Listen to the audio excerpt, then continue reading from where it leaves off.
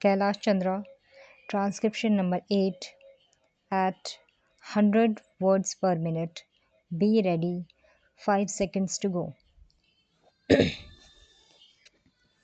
In conclusion, I would like to say a word in regard to employment with which I have been dealing so far. According to the figures supplied, the number of displaced persons from Bangladesh employed through employment exchanges is only 37,000. This is very meager compared with their total number, which comes to 32 lakhs according to the official figures. This is with regard to Bangladesh refugees. The number of displaced persons from Pakistan employed through employment exchanges is not very encouraging, but still it is 75,000. I would urge upon the Honorable Minister to take this into consideration and see that something is done to find employment for these people. Of course, there is some expenditure incurred on general education and vocational training, but when we look at the number of persons who have been given vocational training, we find that the number already trained and under training is only 17,000. This figure also seems to be very small considering the magnitude of the problem before us. Some programs of general employment have been undertaken by the government of West Bengal by way of setting up new industries, etc. These programs should be looked into and put into operation with a view to giving more employment to these displaced persons. Within the limited time at my disposal, I shall limit my remarks to refugees from Bangladesh. The first thing which strikes one as one looks at the various brochures and publications that have been given to us is the amount of contradiction one has to battle against.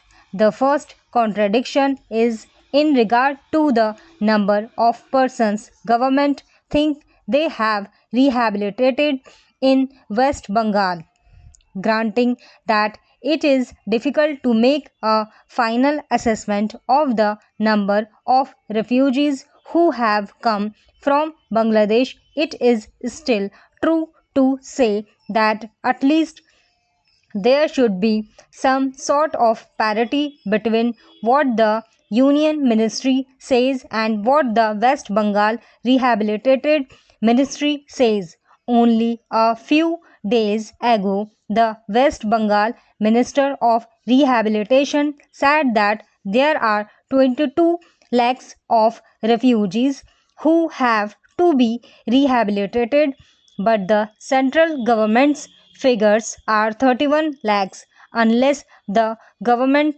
know the number of people they have to budget for, it is rather bewildering to know how they mean to plan in bringing about their rehabilitation. As a matter of fact, many other sources believe that the figure is far higher, but in any case, there should be some parity and some ideas as to the extent of the rehabilitation program which still remains before the people of West Bengal. The other contradiction is this. On the one hand, Srimati Renuka Ray says that in the near future they will be making a successful completion of the work of economic rehabilitation of refugees in that state. But only last year Shri A.P. Jain said that as yet the problem of the displaced persons from Bangladesh was a matter which was giving some concern. I really do not understand why, in spite of Shri A.P. Jain recognizing that the problem is still quite serious, Srimati Renuka Ray should have made such a statement.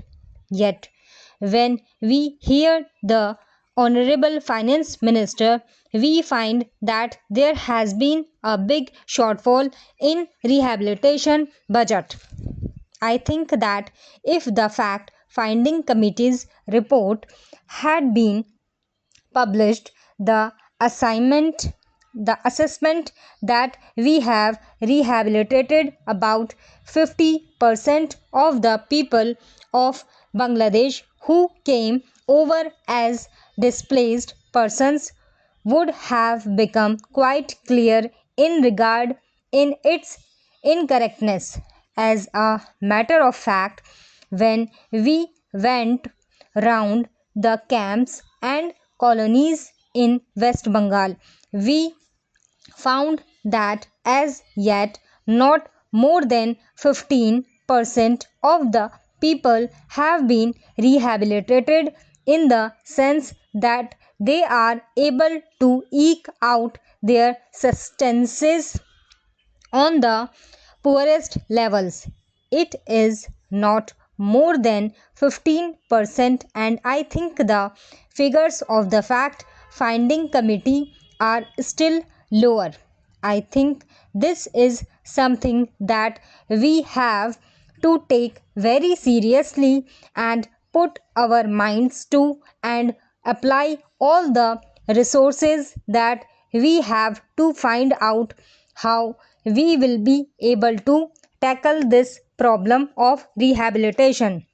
Now, coming to the question of relief, I feel that until we are able to give really proper rehabilitation, we cannot withdraw relief. It is no use arguing whether relief leads to lethargy and moral slackness.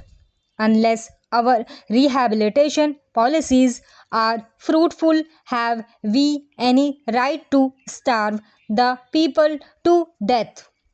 As a matter of fact, Sri A.P. Jain may know that in West Bengal the incidence of tuberculosis amongst the refugee population is very high.